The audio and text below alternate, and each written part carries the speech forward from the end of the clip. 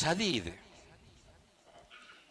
1987-88 காலப்பகுதியில் நாங்கள் மதரசாவிலே படிக்கிற நேரத்தில் எங்களுக்கு ஒரு உஸ்தாத் அரபு பாடத்திற்கு ஒரு புக் கொண்டு வந்தார். அல் ஹதீஸ் வ ஸகாஃபா என்ற புக் கொண்டது.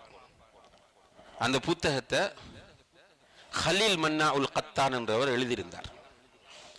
அதில் ஒரு தலைப்பு அல் மாசோனியான்ற தலைப்பு. அல் மாசோனியாண்டா இங்கிலீஷில் ஃப்ரீ மேசன்ஸ் என்று சொல்றது. இப்போ நம்மடாக்கள் இப்போ இலுமினாட்டி அப்படின்னு சொல்லுவாங்க. அதை இவர்களை பற்றி அந்த கட்டுரை எழுதப்பட்டுச்சு. அதில் அவர்களுடைய நோக்கம் என்ன, அவர்களுடைய டார்கெட் என்ன, அவர்களுடைய விஷயம் என்ன, எல்லாமே விரிவாக இருந்தது. நமக்கு போர் அடிச்சிச்சு அந்த டைமில் படிக்கிறதுக்கு. ஆனால் அந்த படிப்பித்த ஆசிரியர் இன்ட்ரெஸ்டிங்காக படிப்பித்ததுனால அப்படியே மனசில் பதிஞ்சிருக்கு இன்றைக்கும். அதில் இவங்களுடைய ஒரு பெரிய டார்கெட் என்ன, இந்த ஃப்ரீமேசன்ஸ் சொல்றது கொஞ்சம் சின்ன குடும்பம், ஒரு 10-15 குடும்பம் சேர்ந்த ஒரு டீம். இவர்களுடைய டார்கெட் என்ன, அன்புள்ள சகோதர சகோதரிகளே, இந்த உலகத்தை அவர்களுடைய கட்டுப்பாட்டில் வைத்திருப்பது. இந்த உலகத்தை அவர்களுடைய கட்டுப்பாட்டில் வைத்திருப்பது. அவர்கள் இந்த டார்கெட் அடைகிறதுக்காக பல வேலை திட்டங்கள் அவர்களிடத்தில் விஷன் இருக்கிறது, ஒப்ஜெக்டிவ்ஸ் இருக்கிறது. அதில் அவர்களுடைய ஒப்ஜெக்டிவ்ஸில் ஒன்று என்னன்னு கேட்டால் சோஷியல் மீடியாக்களை அவர்களுடைய கட்டுப்பாட்டிற்குள் கொண்டு வருவது. கொண்டு வந்தால் அவங்க எழுதுறாங்க அப்படியோ, அந்த சோஷியல் மீடியாக்களை கட்டுப்பாட்டுக்குள் கொண்டு வந்து இந்த இளைஞர் யுவதிகளுடைய மைண்டை ஃபுல்லா சோஷியல் மீடியாக்குள்ள ஆக்கி அந்த சோஷியல் மீடியாவின் மூலம் ஒழுக்கச் சீர்கேட்டை விதைப்பது. இந்த இளைஞர் யுவதிகளுக்கு அவர்களுடைய வாழ்க்கைக்கென்று ஒரு விஷன் இல்லாமல் ஆக்குவது. இப்படி அப்போ படித்தோம். அப்போ அந்த நேரம் டெலிஃபோனும் இல்லை, அந்த நேரம் பெரிய அளவில் டிவியும் இல்லை. அந்த நேரத்தில் இதை படித்தா ஆச்சரியமாக இருந்தது. இப்படி எல்லாம் நடக்குமா, என்ன கதை இது? சுப்ஹானல்லாஹ். இன்றைக்கு நம்ம சில சகோதரர்கள் பள்ளியில் வெள்ளிக்கிழமை நான் பார்த்துருக்கிறேன், ஜும்மாவில் இருந்துக்கு ஃபோன் பார்ப்பான். ஜும்மாவில் இருந்துக்கு ஃபோன் செக் பண்ணுறான். சுப்ஹானல்லாஹ். ஹதீஸ் வருது. அப்போ அந்த நேரம் மஹ்ஷர் ஓதுவாங்க, அது மார்க்கத்தில் இல்லை, ஓதுவாங்க. உனது பக்கத்தில் இருக்கும் தோழன் பேச கண்டு வாய்மூடு என்று சொல்வாயானால் திட்டவட்டமாக நீர் வீண்கர்மத்தை செய்திட்டீர் என்று எமது நாயகம் பெருமானார் ஸல்லல்லாஹு அலைஹி வஸல்லம் கூறினார்கள் என்று முஅத்தின் மஹ்ஷர் ஓதுவார். ஏன்னா பக்கத்தில் இருக்கிறோம், பேசக்குள்ளே பேசப்படாண்டு சொல்லணும். உலமாக்கள் சொல்லாங்க, முன்னுக்கு அந்த மண் இருக்கே, சுஜூ செய்கிற இடத்துல இருக்கிற மண் அப்படி எடுத்து விளையாடுறது கூட லகு என்று சொல்றாங்க. ரைட்.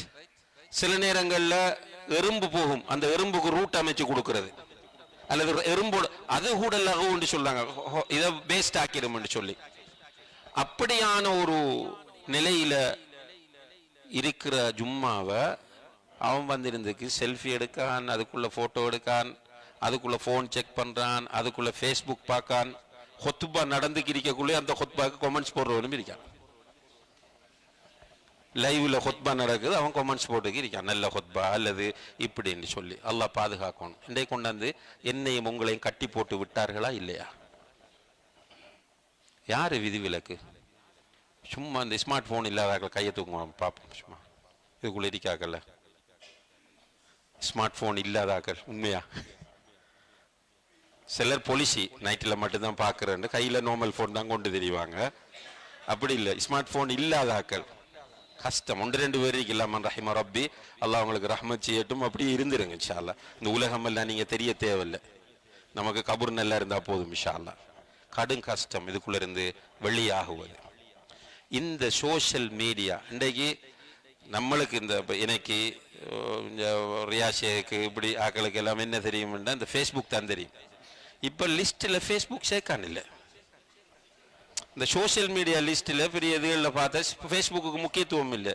என்னென்னா அதை விட பெரிய பெரிய சாமான் வந்துட்டு இப்போ பிள்ளைகள் என்ன இன்ஸ்டாகிராம் அதில் பேர், ஆனால் இவன் இன்ஸ்டா அப்படி சொன்னா தான் அவனுக்கு ஒரு மரியாதை. இன்ஸ்டாவில் இருக்கிறது, இன்ஸ்டான்னு சொல்லி கடந்த குப்பைகள் எல்லாமே அதில் வருது. அவ்வளோ என்ன பார்க்க முடியும் நமக்கே தெரியுது இல்லை. கிழங்கு பொறி கடைக்காரனும் இன்ஸ்டாவில் இருக்கான். ரைட். இறைச்சி கடையும் இன்ஸ்டாவில் வருது. மீன் கடையும் இன்ஸ்டாவில் வருது.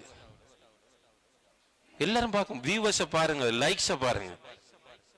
இறைச்சி கடைக்கு லைக்ஸ், மீன் கடைக்கு லைக்ஸ், ஆயிரக்கணக்கான லைக்ஸ்.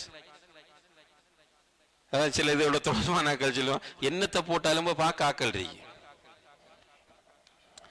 இப்போ சிலது இருக்கு அப்படின்னால் வீவர்ஸ் எவ்வளோ வீவர்ஸ் வராங்களோ அவ்வளோ காசு இருக்கும். நம்மளும் மெனக்கட்டத்தெல்லாம் சொல்றேன், சும்மா நான் கற்பனையிலேயோ ஆக்கள் சொன்னதுக்கு நம்மளும் இதுக்குள்ள போய் மடுபட்டு வெளியே வந்து கேளாமல் இருக்கிறதால தான் சொல்றேன். அப்போ ஒரு சில இதுகள் இருக்கு அப்படின்னா அடுத்தது என்ன நடக்க போகுது, அடுத்தது என்ன நடக்க போகுது, சும்மா தூண்டல் போடுறது பார்த்திருப்பீங்க நிறைய பேர். தூண்டல் போட்டு இப்படி இழுப்பான், நம்ம அப்படியே இன்னும் மூண்டு வரப்போகுது வரப்போகுது வரப்போகுது என்று பார்த்துக்கிருந்தா கடைசியில் ஒரு சாலை மீன் வரும் 5 நிமிஷத்துக்கு போற. அந்த சாலைக்கு அவனுக்கு எத்தனை நாள் $1 விழும், நம்ம சாலையை பார்க்க அவனுக்கு $1 விழுவுது. இப்படி கொண்டாந்து நம்மள எல்லாரையும் கட்ட. இப்ப நமக்கு குர்ஆன் ஓத டைம் இல்லை, உண்மையானே பயானுக்கு போக டைம் இல்லை, சொந்தக்காராக்கோட காய்ச்சிக்கிறிக்க டைம் இல்லை, உம்மா பார்க்க போற உம்மாட விட்ட போயிருந்துக்கு போன் தான் பார்க்க.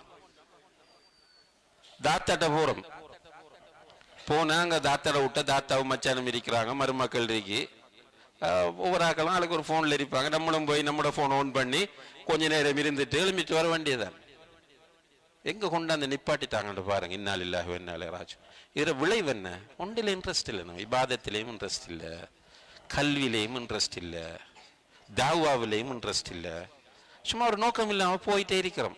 அப்படி இருக்கக்குள்ள இடையில இன்னாலில்லாஹி வ இன்னா இலைஹி ராஜிஊன் சத்தமும் கேட்குது, ஜனாஸா அறிவித்தல், இன்னார் மௌத்தா போய்த்தார், லா ஹவ்ல வலா குவத்த இல்லா பில்லாஹ்.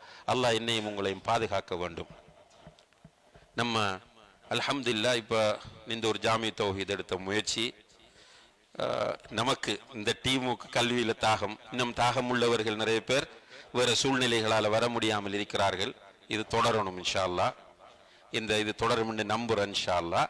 எல்லாரும் கலந்து கொள்வோம், வகுப்புகளை ஆரம்பிப்போம். அந்த நேரம் நம்ம நிறைய வகுப்புகள் நடத்தினோம் ஒவ்வொரு பள்ளியிலையும். இந்த ஊர்ல இஸ்லாஹில் ஒரு கிளாஸ் நடக்கும், பல ஊர்ல இருந்தும் சகோதரர்கள் அந்த கிளாஸுக்கு தொடர்ச்சியா வந்து கொண்டிருந்தாங்க. தர்பியா நடக்கும் ஒவ்வொரு பள்ளியிலையும், மாறி மாறி பெரும் கிரவுட் வரும். இன்ஷா அல்லாஹ் மீண்டும் அந்த கல்வி தேடல் கலாச்சாரத்தை உருவாக்குவோம், மார்க்கத்தை நோக்கி வருவோம், தௌஹீதை நிலைநாட்டுவோம், சுன்னாவை நிலைநாட்டுவோம், ஷிர்கையும் பித்அத்தையும் நம்முடைய வாழ்க்கையிலிருந்து களைவோம், அதே போல சமூகத்திலிருந்து களைவதற்காக முயற்சி செய்வோம். எல்லாம் வல்ல அல்லாஹு தஆலா அதற்கு நம் எல்லோருக்கும் தௌஃபீக் செய்வானாக. வ ஆஹிரு தஅவானா அனில் ஹம்துலில்லாஹி ரப்பில் ஆலமீன். வஸ்ஸலாமு அலைக்கும் வரஹ்மத்துல்லாஹி வபரகாத்துஹு.